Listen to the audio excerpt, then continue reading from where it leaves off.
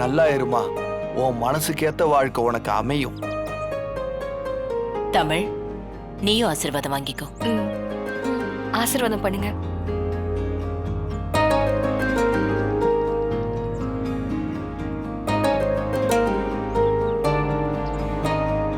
உன்னோட அத்தனை கவலைக்கும் இவதான் மருந்து.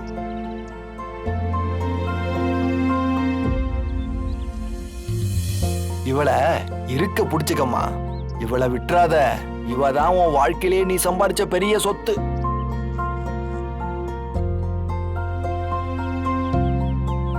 நீ உன் வாழ்க்கையில எதை வேணாலும் இழக்கலாம்.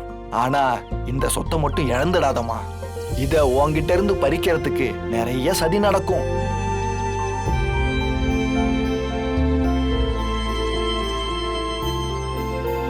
பிரச்சனைகள் உன்னை சுத்தி சுத்தி விரட்டும்.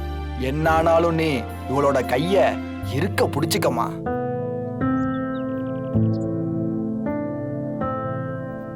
உன் ரத்தத்தை காப்பாத்த நீ பண்ற இந்த போராட்டம் எல்லாமே வெற்றியா முடியும் தாயி.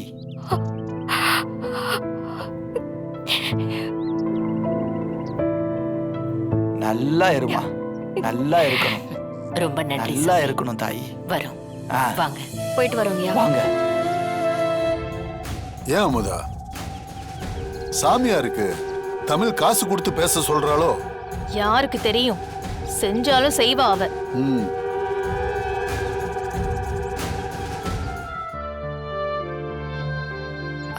ஏன் ஜனமா, ம், நான் உனக்கு கேட்டா தப்பா எடுத்துக்க மாட்டீங்களே? கேளு தமிழ்.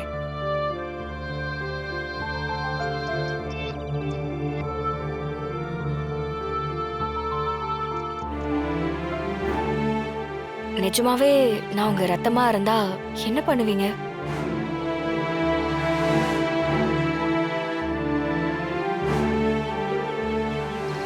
பிரகாஷ்க்கு மகளா பிறந்திருந்தேன்னா உன்னை தூக்கி கொண்டாடி இருந்திருப்பேன்.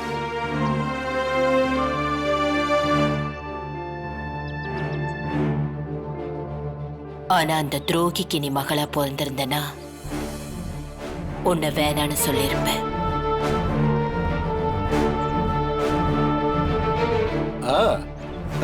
என்னால அப்படி ஒருத்திய ஏத்துக்கவே முடியாது.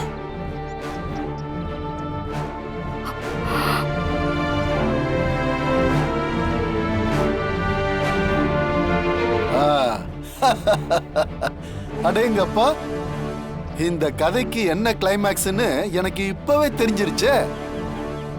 ஜெயராணிக்கு மகளா இருந்துகிட்டே நீ நடிக்கிறல்ல, இன்னைக்கு இது எல்லாத்துக்கும் ஒரு முடிவு கட்டுறேன் தமிழ்.